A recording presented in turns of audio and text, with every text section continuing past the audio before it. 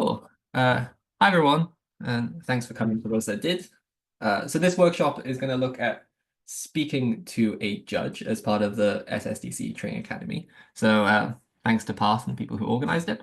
Very well done. Cool. So in terms of what the goals of this workshop actually are, so we can orient ourselves and what we're going to focus on. So counter to Path info slide on the Discord, unfortunately. This is not exactly going to be about winning a debate.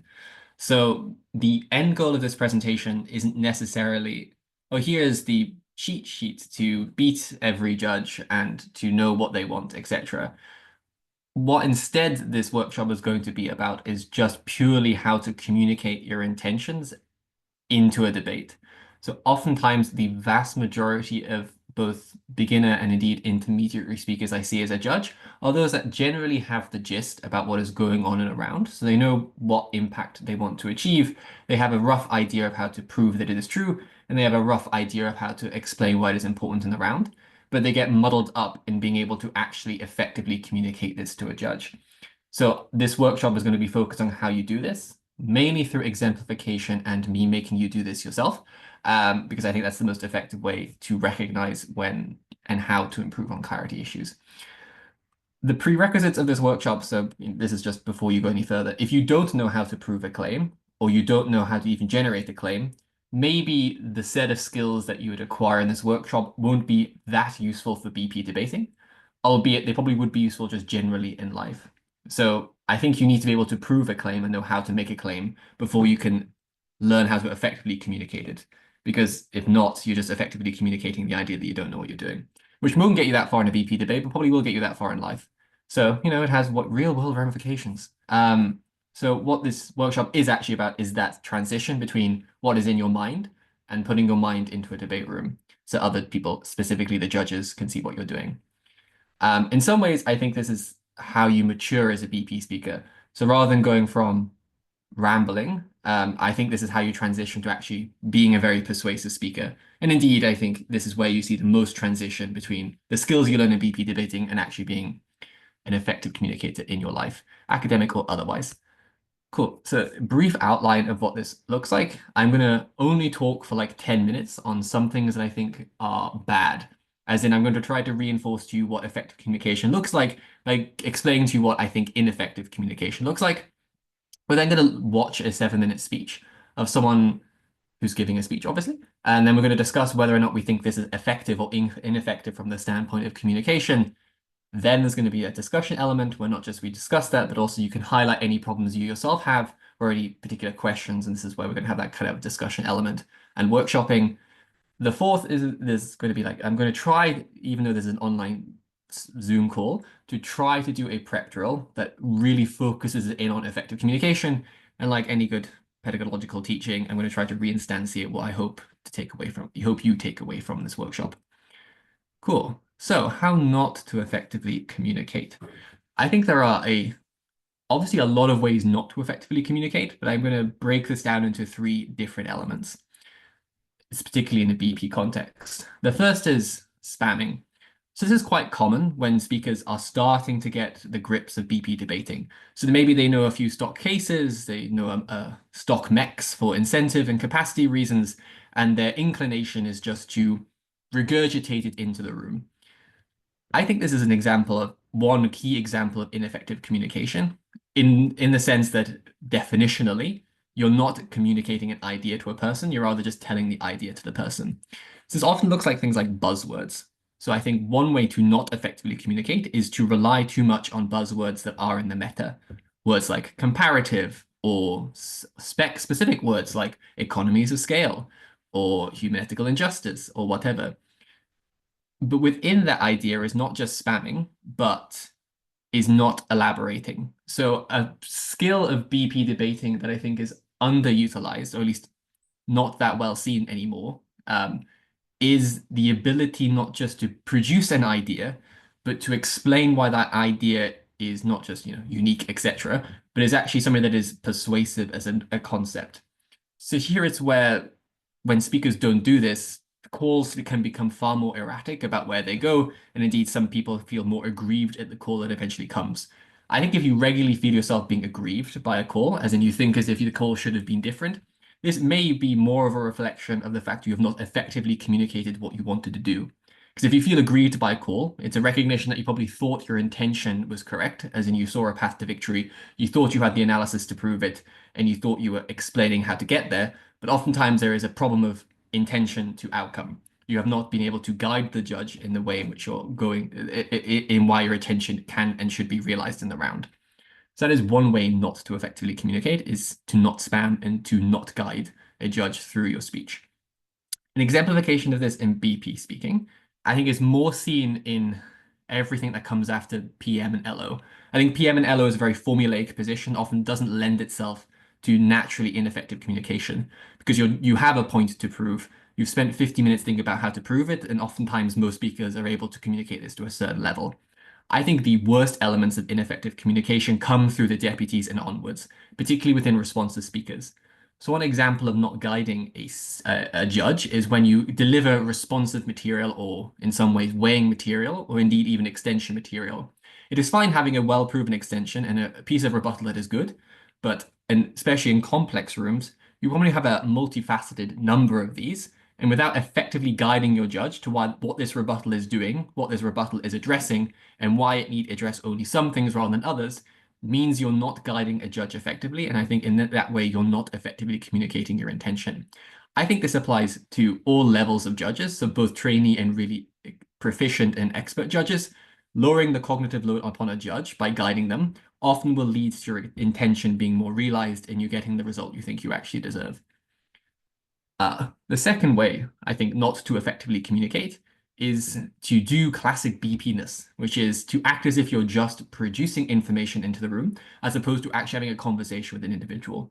Now, obviously, you can't have a conversation or a true conversation with somebody unless you know the chair very well and you have some camaraderie and you use facial expressions, etc.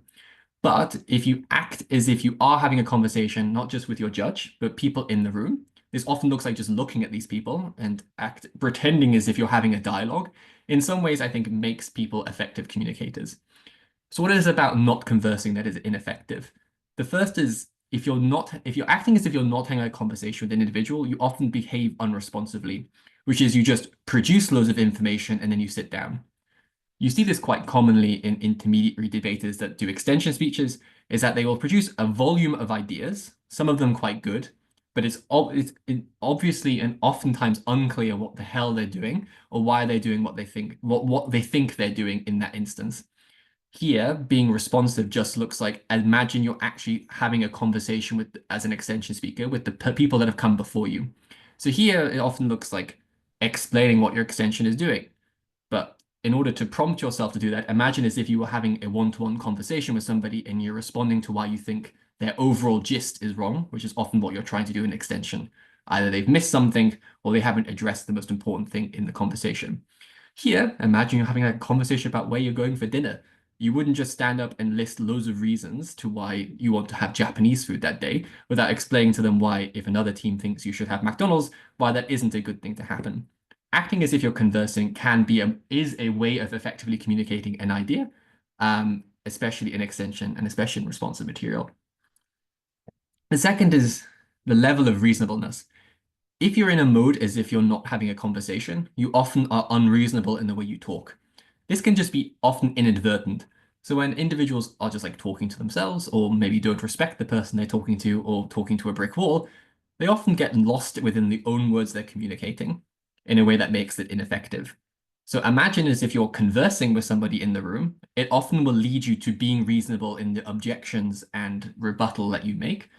This might sound weird and something you haven't thought about before, but trying this heuristic, I think, is actually quite successful in the way you communicate an idea, especially if in some instances the feedback you get is that you're being unresponsive or unreasonable.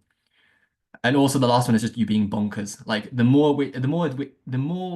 the example of ineffective communication is when what you're trying to communicate is just stupid. And the way to prevent what you're communicating to being stupid is, I think, imagine you're having a conversation with somebody. I think even from maybe this last one comes from my own experience, but I have said the most wacky shit in my life. in BP rooms where I've just got lost in the source and act as if I'm just talking to people who don't exist, which is sometimes how I feel about in a BP round because of the format. It kind of feels non-conversational. But the more conversational you can appear, the less bonkers you will be, the more responsive you will be, and I think therefore the more effective the communication that you will produce is. The last of the three general ways is you never really get to the point. So a lot of times, particularly when I think this is more the case with responsive speakers, but can also be the case with extension speakers as well, is they maybe set up their target, but they never actually, and they may pull their bow, but they never actually let go of the bow. And the speech just sort of ends without understanding what the synthesis of the idea was. I think this is a very ineffective way of communicating. This often just looks like being confusing. So I would advise you, if you have never judged before as a speaker, to judge, and it becomes really clear what a badly communicated speech looks like, and indeed how much speakers act effectively communicating makes a massive difference to how you view their performance and view them relative to other teams that are effectively communicating. Obviously, a part of this is also you are just confused. I think if you take nothing away from what I've said in these 3 points, this is actually the thing I think you should take away, which is I think the most important aspect of effective communication is guiding by instantiation. So what I mean by that is you say a speech or you say an argument. There are obviously lots of ways that argument is important or analysis is influential, but literally telling your judge why that is important and reinstantiating what has been important is, I think, the core of effective communication. At the end of any BP speech, if you have left the judge with 1 or 2 correct lines of your speech, you've told them if you take nothing else away, take just this away, I think is the best way of effective communication. You can see how this skill is particularly important in rounds where the skills of speakers are quite evenly matched. So if everyone is quite good at proving arguments, everyone is good at an element of strategy. So this is where you're on, top rooms or an international in a room with very competitive speakers. There is lots of devices BP speakers have to make judges less aware of the strengths of their opponents and instead focus on the weakness of their opponents.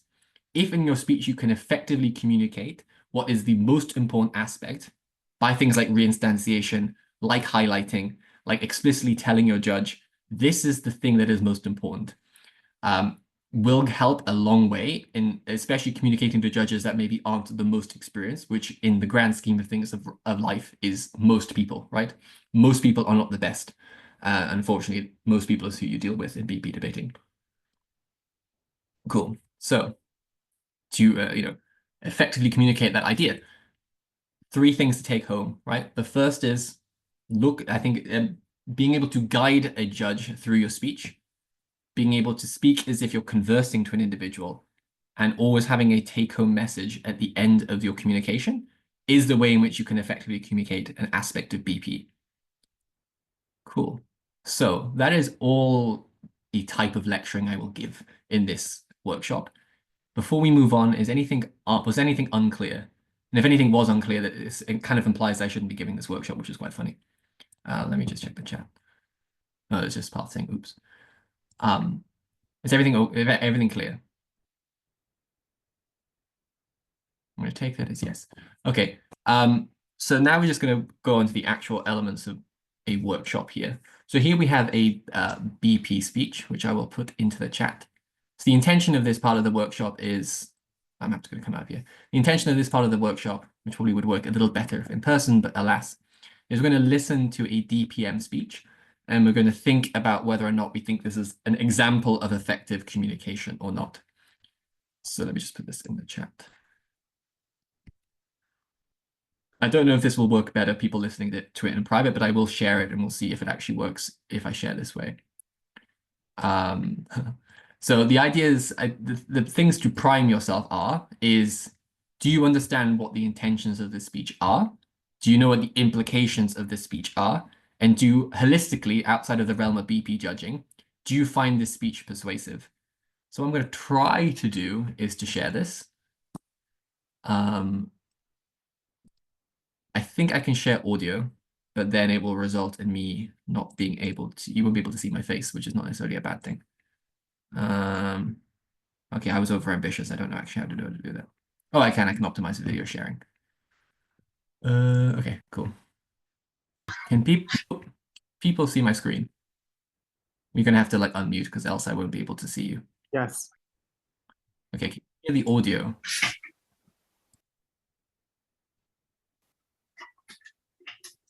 Is that a yes or a no? Sorry, do it again. Can I see the difference between one? Yeah. Yes, that works. Okay, so this is the DPM of a Euro's motion. The motion is about Nord Stream, so whether or not we would regret Germany's decision to go ahead with Nord Stream 2 deal with Russia. Nord Stream 2 is a type of gas pipe between Russia and Germany that doubles the amount of natural gas. So this is a DPM speech. I'm deliberately choosing a speech that is obviously not at the start of the round, so you don't know what happened before. So the question, and we'll have a discussion afterwards, is are you clear what the DPM is trying to do? And if not, why not? Okay, 7 minutes of Dylan McCarthy. Two pipelines isn't just like, oh, the area from which you get the oil. That's obviously not what the debate is about. And you would have known that if you had read the motion, because the motion says that you can double the amount of oil that they or gas rather, that they can currently import from Russia. It is twice the amount, it is twice the effect the previous deal had. Three things in this speech: environmental sciences, international relations, and political economics. Starting off with environmental sciences, they say that so we essentially say that nuclear energy is not as pollutant because it doesn't require combustion. Opening opposition concede that, broadly speaking. We get three key impacts from this. Firstly, essentially genocide across the sea. We should care about animals as moral actors as well. Second thing is that CO2 climate change is a state of affairs that fucks over countries immediately. Opening opposition kind of concede this as well. But the third thing which they don't interact with is the fact that other countries will go along with you. So even if they're kind of factual, is China and we get nuclear energy, other countries across Europe do this, it starts a spillover effect going into other nations at the point at which they see nuclear energy as a viable option, creates the actual kind of mass immediate change that we need in order to mitigate the extent of climate change happening. Then they say other countries will import it, such as China, but they themselves give the reasons why this won't be true, because Russia and China have divergent political interests and don't want to build up this kind of interdependence because they can't fuck each other over in the future. But also, when they say that it's a massive thing, they don't just tell you how massive it is. These gas reserves are in the west of Russia, right? Because that's where all the gas is, normally speaking, by the sea, right?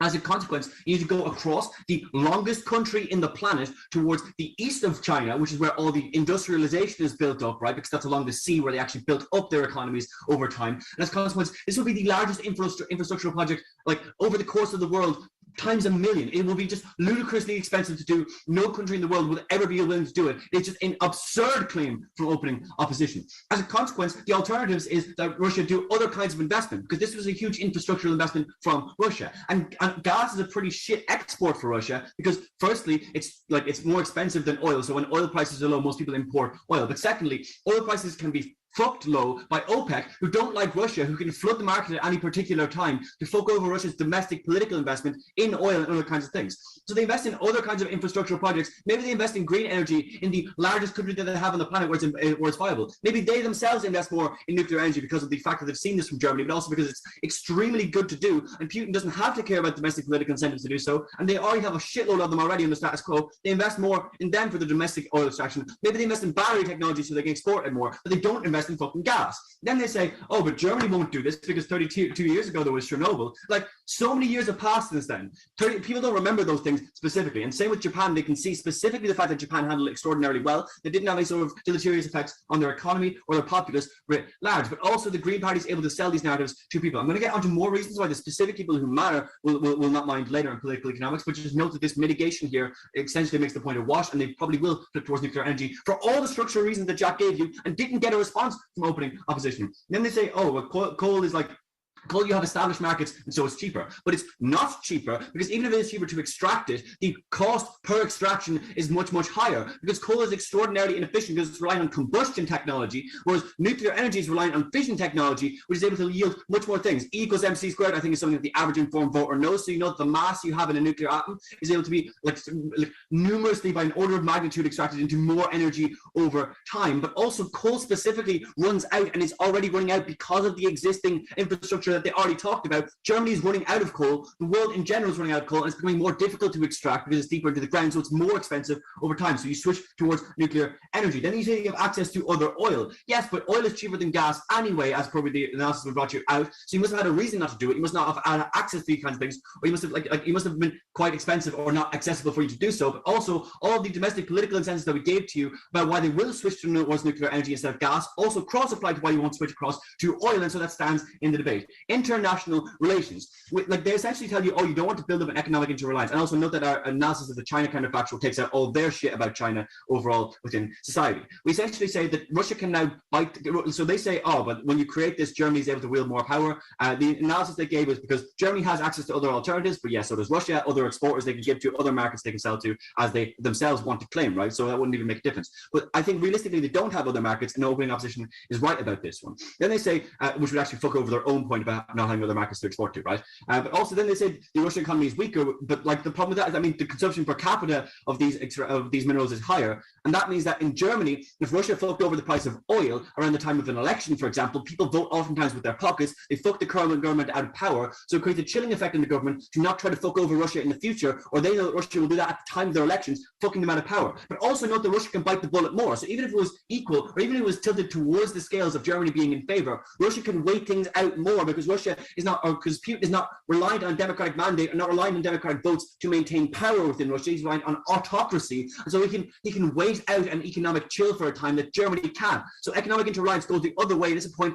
for our side. You can count that as positive material from opening government as well. And then they say, but the manufacturing hubs are really important across Germany for the rest of Europe. But also nuclear energy can be used in manufacturing. Most manufacturing in the modern era is done by fucking electricity. You need to burn coal to generate electricity anyway. We can do that with nuclear energy on our side. Now, we already explained why nuclear energy is more efficient, so that doesn't matter. Quiet diplomacy then is what we tell you, which is essentially the fact that the EU and Germany specifically are able to engage in extractions from Russia at the point in which they don't do it in the UN, but they do it behind closed doors meeting, extracting small things like releasing of political prisoners, small alleviation of human rights abuses, small alleviations of worker rights abuses. And they can do that by giving Russia economic things. But Russia don't want to do it very much because they believe ideologically in the things that they are doing, and so it extracts a cost from them and they perceive as an individual. The counterfactual, we say, is one in which where Russia is able to wield more power over them, and so they can't do these things. Closing opposition.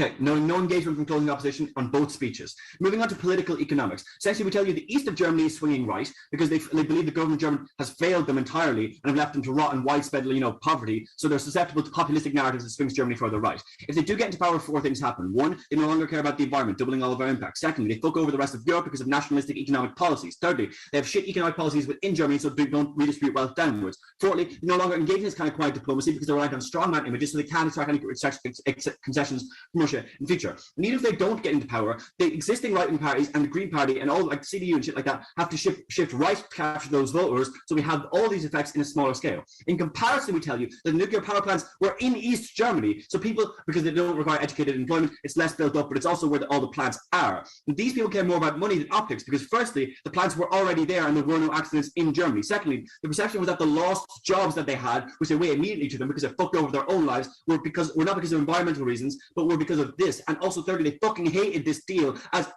because they hate the Russians for the reasons that we gave. So Germany doesn't switch right as a consequence. So we help the environment, which we should weigh highly for the future. We allow for the extraction of international relations concessions, and we better the political economy of Germany. Propose.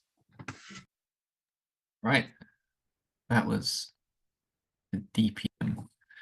So, this is where we hand off to a discussion. Woo! So, does anyone want to start us off with how they evaluate that speech in terms of effective communication?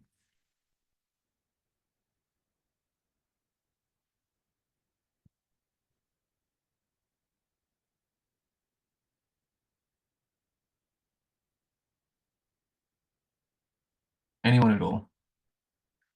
It'll be a fun, interactive workshop.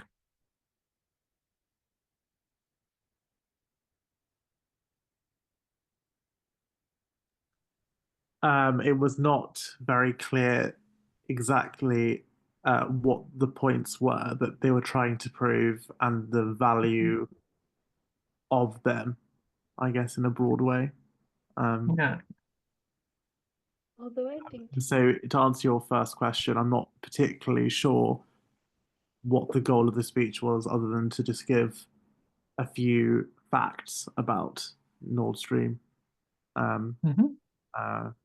and yeah, personally, I didn't really know what all of that meant. Like, for example, when they said, and this means that this takes out their argument, or this becomes more important for us. I wasn't really sure like why that fact would lead to that claim. Yeah, I definitely agree with the commentary. At times it was good because at least they were trying to highlight what they were trying to respond to. But then at sometimes I didn't know the sufficiency of that response. Fanny, you were gonna I saw you unmute. I was gonna say, like, at the very end when he was saying, like, oh, hence we've proved, and he provided like a small summary, that seemed good. But the unfortunate fact was that I wasn't always able to pinpoint where he had proven or provide sufficient evidence for like the points he was trying to summarize and say that he had argued for. So while that might have been like, a good idea, like to give a takeaway, I don't think he actually did the legwork within the speech to clearly prove each of those arguments. It seemed a little bit scattered at times. Yeah. It's like it's the classic thing of what a BP speaker sometimes does, which is where they do 10 seconds of I'm going to talk about three things, and then that's the absence of the structure in the round. Here you can imagine how the idea of reinstantiation could have been important at the end of every point before they're moving on. So I imagine there's some aspect of environmental action they talk about, some transition to a comparative transition to nuclear energy, which they think is better for the reasons of efficiency, etc. Unclear the importance of that. So at the end of the DPM, there are three angles of attack, both environmental cost and the relative power of Russia, or relative power of Germany versus Russian influence. It's not clear which of those three things the DPM thinks are more important than each other, particularly in a round where obviously this is a high quality round. Well, it's a high room in the round.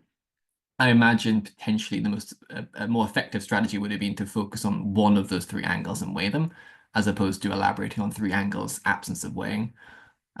Unfortunately, the opening government team fourth this round. Does anyone have any else they want to talk about related to this DPM? So did they define the speech persuasive from a, let's say, a non-BP angle? Were there elements of the speech that were persuasive to them?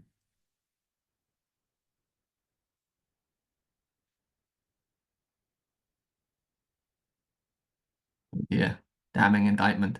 I think, sorry, yeah, No, you go ahead. I think the emphasis placed on why things could be important, absent of what Ksenia said about like unsure about the levels and like chain of logic. Um, I could definitely understand like why when they were saying, oh well, and now this becomes important or this should be the most important thing, and then like the I think quite nice like emphasis in their tone and stuff like that. I could definitely see why that would be important if that makes sense. I don't know if that makes sense. That does make sense. Anyone have anything else to add before we move on? No, cool. I think there are, outside of just the realm of BP, I think in some ways their body language accentuates argumentation I do think is persuasive. I mean, I don't think this is something we always talk about in BP debating, but I do find, even implicitly as a judge, individuals who sort of talk with their body, that sounds like a really cliche thing. In some ways, it is persuasive, and in the sense that it causes the mind to focus on certain parts of the speech. I imagine there are other things that I've seen the speaker do lately. This speech was all the way back in 2001, or yeah, I think it's 2001. Like things like pauses, I think, are underutilized in most BP speeches. So pausing for dramatic effect is something that I see mainly people like Irish and Bulgarian debaters using a lot, and I think it actually works quite effectively for having a really quick understanding of what the speaker is trying to say, and something that remains quite permanent in an individual's head, meaning that things like panel discussions become far easier because most of the people in the panel can remember that key point without having to go through your notes and re-elaborate it. Cool. Anything else anyone wants to say before we move on? Yeah, William, do you mind changing the setting back when you optimize for video sharing because it creates grey boxes on the Zoom screen share when you record? All right, okay. No worries. I will do that now. Cool. I presume that fixes the issue. Yeah. Cool. Okay. So yes, we talked about strengths and weaknesses. So another aspect of interaction. Ooh. We want interactive workshops, even though it's a pain on Zoom.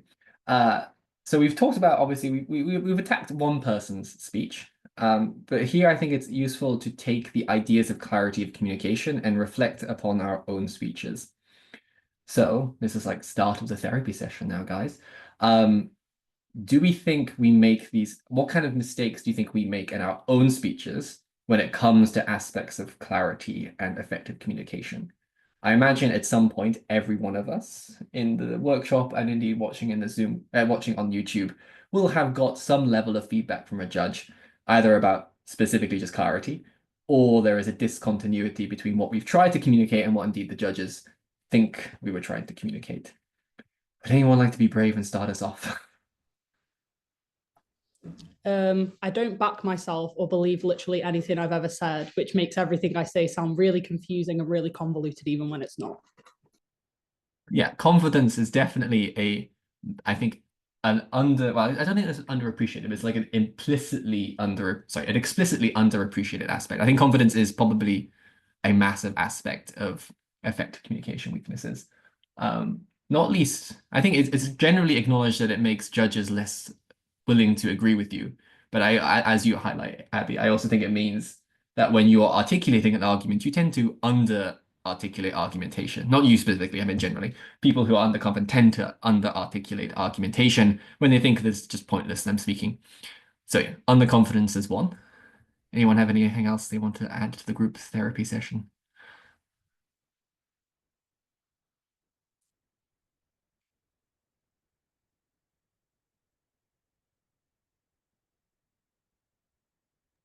There's only My speeches, I say a lot of good things, or rather, I'm told I say a lot of good things, and then no one knows why they are relevant or specifically explain why they're connected to the motion itself. Which I guess it's not a communication or speaking to the judge thing, but more as like a debatory thing. But I don't take a step back and go like, why am I doing what I'm doing?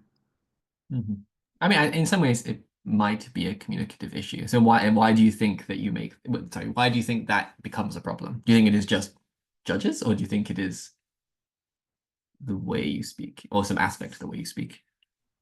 I think you know the answer to the question. I'm very, Well, I'm very messy, and I do the thing of I don't know really.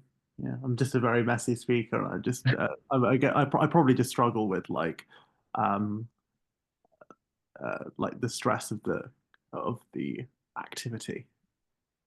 Yeah, the activity is exceptionally stressful, both within the limitation of the amount of time, and I think closing especially is more stressful than often it ought to be, which dampens the enjoyability of this activity, if there is any. Anyone else want to share? Don't worry, I also have something to share afterwards. It's not just me making everybody else share. I would say at least like jumping between the flow. Like I know there's ways to like integrate rebuttal into speeches, but I feel like sometimes I will be jumping between points without clearly explaining the transition, which I think makes arguments more convoluted. Yeah. Yeah, I also agree. Not just I agree that is your problem. I also agree that this is a holistic problem. So maybe I should do some self-reflection. So these are some of the things that I think are the reasons why sometimes or quite often I am ineffective in my communication. So when it comes to being messy, I also think sometimes, as Ksenia and Parth have argued, I think it's quite common for debaters to jump between arguments or to explain things in a really convoluted manner. And for me, I think one way that comes about is through just notes, and the notes being incredibly messy.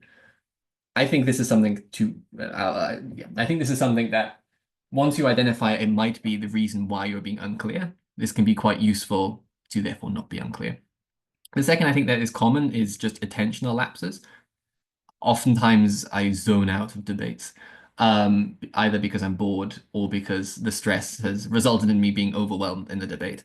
And thus I forget stuff, which means I don't become responsive and I forget to link arguments to what has happened. So I seem as if I'm not conversing with the room. As Abby said, there are aspects of underconfidence, so especially in critical or crucial rooms or rooms where you go in, you look at the draw, you're like, oh shit, can make speeches unclear from an aspect of confidence. in the sense that you're not you don't feel confident enough to guide the judge because it seems too authoritative. As in, a part of guiding the judge is meant to be declarations about why you think your arguments are better than others. If you think your arguments aren't good, why would any non-psychopathic person pretend? Maybe one more unique to myself. I think I try to be too clever in some of my argumentation, which just results in being confusing and in sometimes completely bonkers. And indeed, I think coming back to the aspects of just BP raw skill, I think if you find yourself being unclear, and everyone is unclear at certain times, but if you think clarity is and effective communication is a particular weakness, I do think when it comes to BP skills, oftentimes that may come from poor prep time. So if you have what I mean by poor prep time is you don't have a good conception of what you're trying to say, nor do you have a good conception of what the debate is meant to be. So if you can't at the end of prep know in a line or two what you're going to run and why you're going to run it, nor you understand what the platonic best idea of the debate is, it will result in you being unclear because even if you're good at communicating within your own mind, if your own mind is a place of mess and confusion, you're often just going to communicate effectively messiness. So this is maybe one skill to focus on. The last, I think, is inefficiency and prioritization. So one of many ways in which speeches can become convoluted is because there are multiple things that you need to engage with around, particularly if you're an extension speaker, particularly if it is a good room, and you may not know yet or have the skills yet to know what I think so what you should actually respond to from the perspective of the judge, right? Be very nice if the judge could stop and tell you what I need a response to 1, 2, and 3. But it's all about being able to learn and have a natural reflex and knowing what 1, 2, and 3 are. This comes from experience. So when it comes to actually improving these things, it is worth pointing out that only 2 of these are or maybe messy notes as well, are what we consider traditional debating skills. The reason I highlight this is I think even really good debaters, particularly when they get very good, start to develop really worse clarity issues. I think a product of that is not just because it's an innate characteristic of that speaker, but the fact that as they've got good in debating, they are focused on some skills but not others. I think things like confidence, trying to be too clever, in some ways messiness and attention lapses, are all, I think, more important parts than what we consider traditional skills. And in some ways, traditional skills, when we train them, we don't train the idea of clarity into them. The single message to take home at this part of the slide is if you're doing prep or a debate or whatever, I think it would be good to have a post hoc reflection on that speech, as you should do with every speech. If you're going to have a post hoc reflection about clarity, is not to focus just holistically, what could I have done better, but to think of these 6 things. So were my notes good from a standpoint of clarity? As in, if I got lost throughout my speech, did my notes help me in reorientating the overall structure? Here, maybe things like headlines, having different pages, breaking if you use a computer, breaking pages into main key points. Numbering system can also help. And in some ways, I've seen speakers that once they finished a point and they're convinced they finished a point, they move the piece of paper to the side. And this is like a good way of knowing that you've finished with that point. And it's actually quite a good cognitive heuristic of just like, okay, now I'm moving on to a different argumentation. Tensional lapses, I do think sometimes, obviously there could be neurodivergent reasons for this, but it can also come from confidence. The way to deal with confidence is to recognize that most people don't know what the fuck they're doing anyway. So if you have a confidence issue, most people in the room do, they're just better at hiding it than you are. And indeed, it is a BP speech. It is not the end of the world. I know it's easier said than done, but you're going to feel far more worse about yourself if you give in to your underconfidence. I don't know how to solve trying to be too clever, so if anyone can tell me how to do that, I haven't worked that out yet. Put the comments in the chat. Cool. So this is reflection. Anything else anyone wants to say on what I just said there?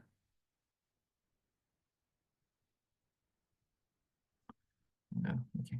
Nobody knows how to stop being too clever. Oh God. The journey continues. Okay, so this is going to be the prep drill portion. This might be a clusterfuck because we're online, but we shall see. So the idea of this prep drill goes as follows. So the point of this prep drill is to try to brute force improving clarity and efficiency. It would be significantly more fun in person, but alas, the storm prevented this. So the way this drill works is we're going to see a motion, and the people who want to give a speech can. Please, for the love of God, someone give a speech, or else this workshop is going to fall apart. It's going to be a motion. You're going to have 6 minutes to prep on your own to give a 3-minute speech. Please only run one argument in that speech. So think about in the 6 minutes of prep the one argument you wish to prove on whatever side of the motion you wish to choose. Proposition or opposition is fine. You're going to give or start to give your PM and LO. But if there are points in the speech that have clarity or efficiency issues, the rest of us will signal this to you. So you'll actually get an amount of active feedback to you that something is unclear. At that point, an individual can interject and succinctly declare why they're confused, not offer a reason, not offer a solution to the confusion, but just to signal that they are confused. And you will resume. If multiple people do this, we can speak as an actual debate tournament, but I don't, maybe the actual room, but I don't think there are enough people here. And you will obviously restart your speech, try to improve the clarity, but still have that remaining 3 minutes of the speech. And if there are enough people, we can gamify it. Ooh, it's, activate the dopamine system and the number of individuals that can minimize the intervention, presumably other teams, the people that win. Obviously, this drill will only work if there are people who would like to participate. Obviously, you don't have to participate if you don't want to. At least one person would be a good exemplification to people who are watching this on YouTube potentially later of how to do this. Anyone wish to do this? Wait, I don't.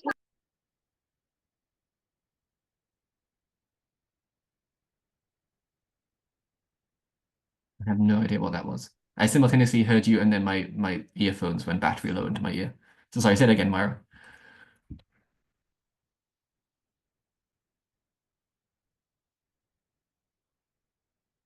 Myra?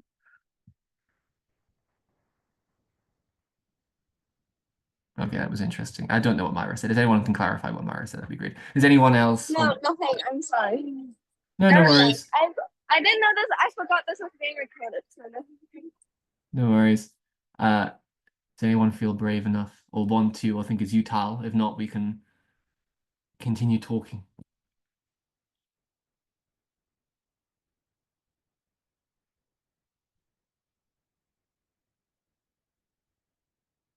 Oh dearie me. I wonder how this is gonna work. Okay, well, nobody else wants to do it, so maybe I will end up doing it. And then you can all feel free to tell me if I'm being unclear, which is cool because I did not prepare to do this. Oh wait, there's a chat. I haven't looked at the chat. No, it's okay. Thank you for offering path, but I will do it and then just to exemplify it. Okay, cool. So at the very least, the people who don't want to participate in the speech, which is quite accurate because it'll be recorded ad infinitum forever. So feel free to prep the motion as an exercise, a prep drill, or at least try to reinforce and think about what the motion, how this motion could have went. So, oh God, you get a piece of paper now. Okay. So let's say we have this type of motion. Cool. So the idea is, although if Path you are willing, you can feel free to do a second version of the speech. You don't have to if you really don't want to. Yeah, sorry, just to check with this motion. Which Mhm. position? You can choose which one. Uh, Prop or op. would you want me to do another one? You can do one and I'll do. Yeah. I'll do props. I'll go first. Okay, and that sorry, it's three-minute speech. Yeah, How long do I have? 6? 6. Yeah. It's like going to be an interesting lull of the workshop. I wonder if I should just talk through what's going from in my brain. Okay, so it's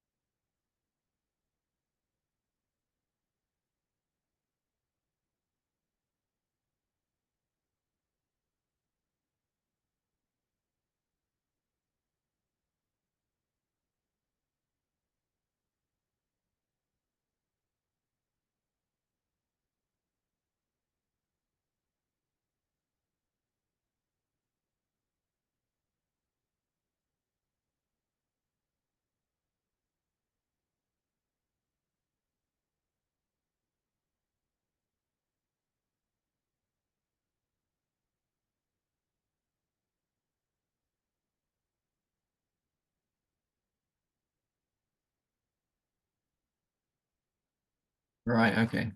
That is enough silence. I think I'm being too clever, which is funny. Cool. So obviously, people did not want to do this prep, which is fine. But if you do not interrupt me, then this was a waste of 6 minutes of my life. So if at any point you are unclear about what I'm saying, or if you just think there is ways that you think I ought to improve clarity, you're gonna have to shout out. Cool. So just imagine you're asking me a POI. So this was 3 minutes. Let me just put a 3-minute timer. This prep was actually quite interesting. I think I hadn't done this drill before, but I actually think it worked in my head.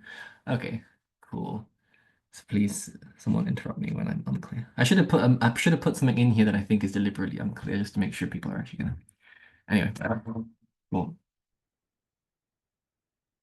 Um,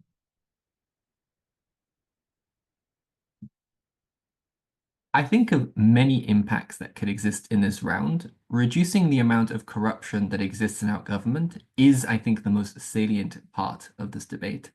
First, I want to explain why I think corruption is a big problem within democracies, before I explain why this policy literally changes why corruption happens, and then I'll weigh this against different clashes in the round.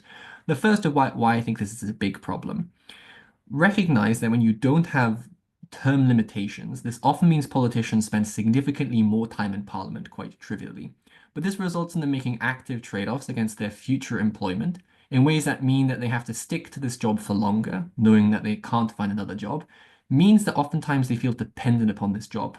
This means they are far more likely to try to entrench their position, and when a lobbyist comes up to them and offers them the ability of money or influence in order to guarantee that job, they see this as a worthwhile trade-off, considering for their own risk reasons, they don't think they'll be able to provide food or money for their family. There's nothing X in an XMP, for instance. What I think this means is you end up being comforted by lobbyists, you end to spend more time around them, and even if you had the best incentives of the world, this changes the mindset you have about them. What this means is things like legislative effects, as in when you go to debate a law in Parliament, you are more likely to take their considerations into consideration, which I think things like hampers debates, because often lobbyists will capture a vast majority of MPs, meaning things like democracy becomes worse. And indeed, this looks like anti-regulations of businesses, whereby things like market competitivity can be worse, because the lobbyist favors one type of legislation that favors them rather than another. Why does therefore 2-term limits meaningfully change this? First, quite trivially, it means you spend less time with the lobbyists, but also means you are less likely to feel as if this is the job you're going to have for the rest of your life, meaning you have less need for the lobbyists' money in the first place. I think secondarily, this increases the amount of turnover you see within politicians, which means for a few reasons. The first is, I think, quite trivially, you need another new MP, but this means that the former MPs don't entrench their position enough, which means lower down individuals with less experience are more likely to get into positions of being an MP in the first place, because these MPs no longer have as much time to aggregate money, narrative power, or status quo bias. All of this means 3 impacts.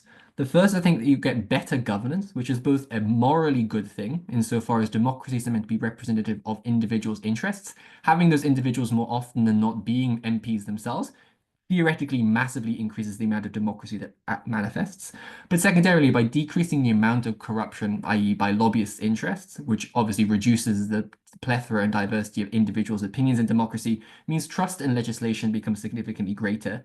I think corruption is the most visceral aspect that causes individuals to become apathetic when they see that their politicians no longer represent them.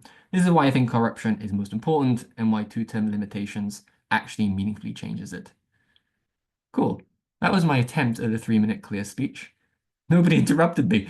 Just any part of that was any part of that unclear for people on watching this? I had one thing, but I'll let someone else go first if they've noticed it. I see Ksenia is unmuted, so I feel free. think one potential clarification, I mean, this could develop in later speeches, would be, I wonder if politicians have other motivations for accepting lobbyists' funds, other than simply because for example, wouldn't the logic then be if a person's limited to 2 terms, they know that they have only these 2 terms to really profit from this position. Wouldn't they want to still take as much advantage as they could of lobbyists and the people that would actually in some ways, because they know that they will have this accountability within 2 years and they're no longer going to be in politics, they don't have the same sort of like necessity to pander to the electorate, especially in their second year. I mean, I guess you can sort of see this with lame duck presidents in the US, where basically they're done with the presidency and they no longer really pander to the electorate as much. Yeah, I could definitely see that. So there's like a reasonableness and like a reasonableness problem in the clarity. I think, yeah, I should have preempted it. It could. Was that what you were thinking, Path, or did you have a different idea of what was wrong? You used some buzzwords halfway through. Narrative power and status quo bias were not explained. Yeah, that's good. Yeah, that's good. I did use that. Oh, good. Yeah, that's true. Anyone else? Anything that was problematic? This is not from a debating perspective. This is just from you listen to that speech and you're like, what are they talking about? Okay. Two Wait, problems. can I ask for you to clarify what was the thing that Path was saying about buzzwords? The path was like I used buzzwords. So I said things that weren't explained. So I said politician if politicians are there for less amount of time, they won't be able to entrench their position because of things like lacking narrative power. But that's a buzzword. That only makes sense in BP debating. If you asked your grandmother what narrative power means, she wouldn't have any fucking idea what you were talking about. Obviously, by narrative power, I mean they have either the status of being an MP for a long period of time, which changes people's perspectives of them and makes it harder to imagine somebody else being in that position. And they have things like media control, so they keep the identity of an MP. I should have explained that. That's what Path was saying. Cool. Anything else before we hear Path's wonderful speech?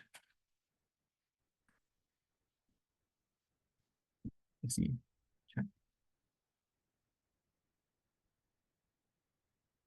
Oh, okay. Very good. I mean, you can roast me if you want to roast me. No, okay, very good. Maybe you don't want to roast me now because you know if you do it, I'll end up roasting you. Maybe that's the reason why. Anyway, so Path, whenever you're ready. Yeah, very professional group therapy session having. Okay. I've also I thought I was the only one that was going to do this. I've also left in gaps. So hopefully that you'll be able to spot something because I think my argument's quite easy. Right, let me start timing.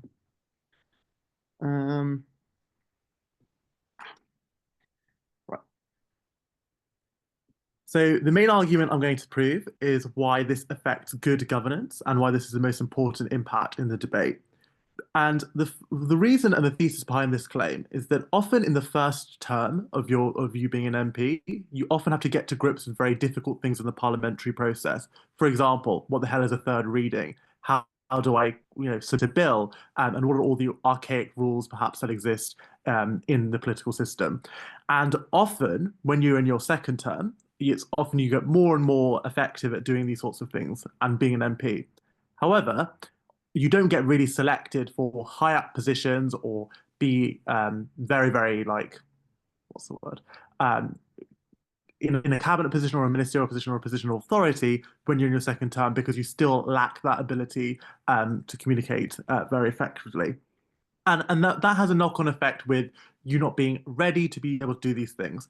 So what's the effect of this? The effect is that if you are needing to, for example, teach others about how to be an effective MP and things like that, you need to have people that are there in the part that have been there for a while that know about the things that are going on for them to be able to teach new MPs. Because presumably, in every election cycle, there'll be a vast crop of people that are new MPs, but there may be smaller parties or medium-sized parties or even big parties which you need to have people there to sort of teach you how to be an MP, especially in big parties when there might be a lot of turnover, but not a lot of time because you're focusing on your own constituencies. But in small parties, you may not win the next election, and then that party might die off and things like that. So the people who are likely to be appointed as ministers are likely to be the ones who are the loudest, most popular, because you don't have time to know about their experiences, time to know about how good they are as MPs, which means that it's very, very easy to get the sort of less people who've proven themselves less in those positions. So I think that it also probably disincentivizes the actors you want to be in the space. So unintuitively, we don't really like nepotistic or politicians who want to particularly be a career politician and be the prime minister. But often these can just be the good people that you want to have in because these are people who are motivated and actually want to change something, perhaps, but maybe being a bit careerist in the first place. And I think that this means that you're likely to have the actors who have a lot of free time on their hands because it's only for 2 terms, it's not actually a proper job, and then these are the sort of worst actors that you get in the space. This is really important because other arguments like corruption, we don't even know the extent to which corruption is going to be an issue in a political system, but we do know that good actors and good governance is something that's really important for every political system because you need ministers in the cabinet. But also, lobbying is going to exist symmetrically. It's better to have actors who are more well experienced to be able to deal with those lobbyists in the first place, which is why good governance should be the most important impact. Because at the end of the day, in a democracy, it's about being able to be a faithful servant to your electorate and be able to do good things for your population through passing good policy. Well, this should be the most important impact in the debate. That's 3 minutes. Cool. Any feedback? So we didn't interrupt. So this implies that we all at least followed the speech, which I did, or else I would have interjected. Anyone have any comments? Things that maybe weren't clear?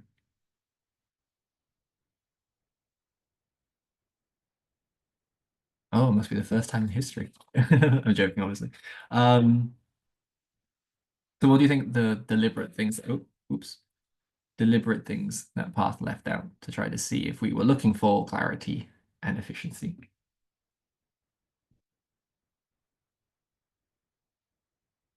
Oh, Path has bamboozled us. We did not see them. Interesting. What do I think they were? I don't know. I don't think this is what you deliberately tried to do, but this is a good opportunity to say that when you say these things, that really annoys me. But because I don't know what that means. But yeah, let's have a think. I don't know if I was just thinking too deeply about it, but there seems to be like internal contradiction stuff. I do think there were a lot of good things about it, actually. Like there was good succinct responsive engagement, like deliberately with the corruption angle and actually weighing that off. So partly you should illuminate us. What do you think the deliberate weaknesses were?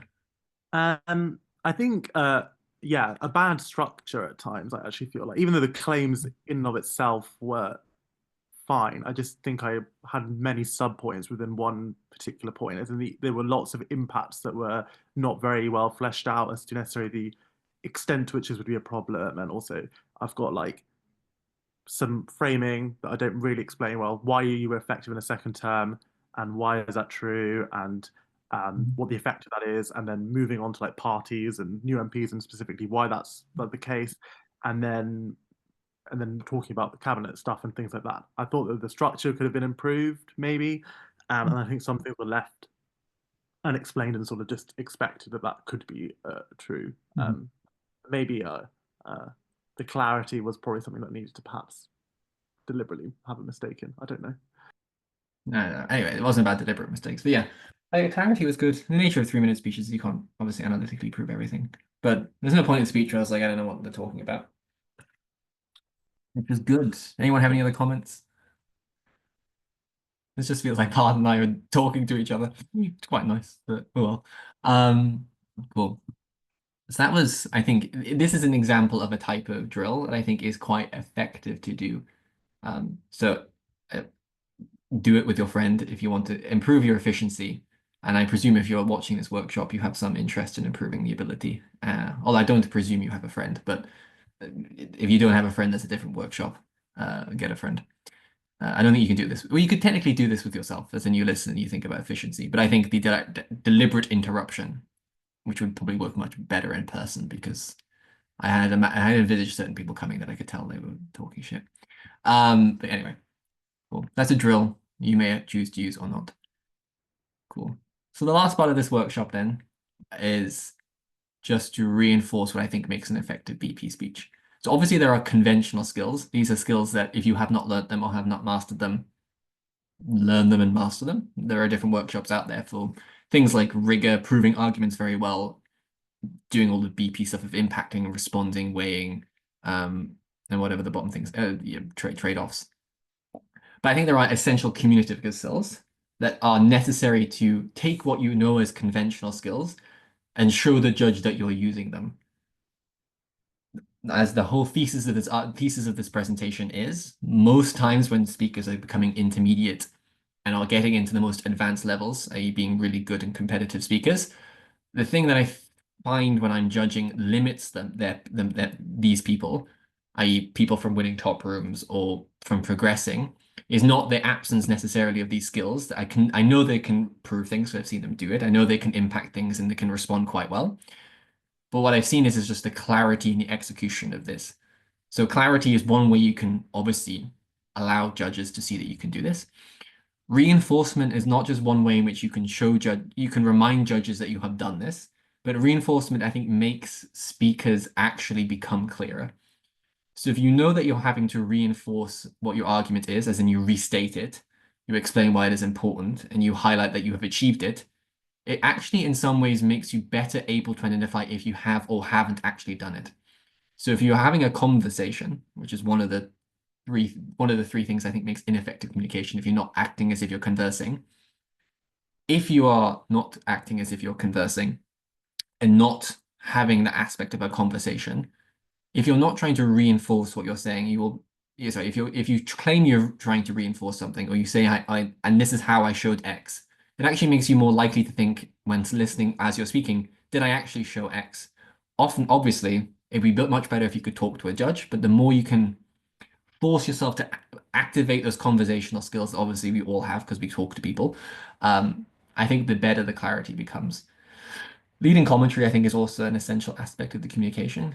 If you are taking the judge with you, you not only theoretically take the judge with you, but in some ways you take yourself to your intentions. So if you're leading what you're saying, you're more likely to stick between the guardrails that you've set up for yourself within that commentary, which means you're less likely to go between points. So here it's meta commentary, which obviously Path hates when I use that claim. But it's like explaining not just what you're saying, but why you are saying the things you say. And indeed, thinking about leading commentary even within prep can help really reduce what the actual things you want to say in your speech are. Here, it looks like with a prep partner, having actually that kind of conversation. I think the best types of prep are those where you're having a conversation with each other, where you're actually thinking whether or not you think this argument is good or not.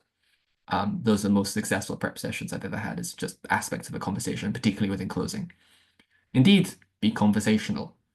We humans have adapted our social skills and our language skills not to talk to ourselves and not just to distribute information willy-nilly. So if you act as if you're having a conversation, you're going to end up relying on those skills, and it will change the way you think and behave. And I can't see the last one because I have a box in front of my thing, but whatever, the last elaboration. Don't just say a thing, explain the thing. Oftentimes in BP debating, we will say buzzwords as I did, for instance, like narrative power, or things like this as a claim is really well done, without explaining what that means, as in what narrative power means, etc. I think this is important not just for clarity of the speech, but it in some ways forces you to use conventional skills that you will have, but because of the way you're communicating, cannot force you to use them. I.e., if you elaborate literally why you're winning an argument, and you try to, as if you're having a conversation with your mother, explain why you've won an argument, by doing so, you'll end up doing the thing that most speakers actually don't do, and is the most successful thing in a round, which is weighing, which is explaining actually why your thing you've said is good. Every time I've seen a speaker do this, you have no idea how massively it improves the rankings that I see of them, and indeed sometimes the speakers I give them. Cool. So that is everything I had to say, I believe. Yes. If there are any questions, theories, clarifications, feel free to ask me now. If not, feel free to put them on the YouTube channel if you're watching this. And I will try to, I don't know if I will ever look at this, but I might try and look at this one day. If not, you can just contact me on Messenger, William. Cool. Thanks for coming, those that did. Hopefully, if you're ever watching this, you're having a nice life. If not, I can try to help, but I don't know if that's within my skills. I will stop the recording now.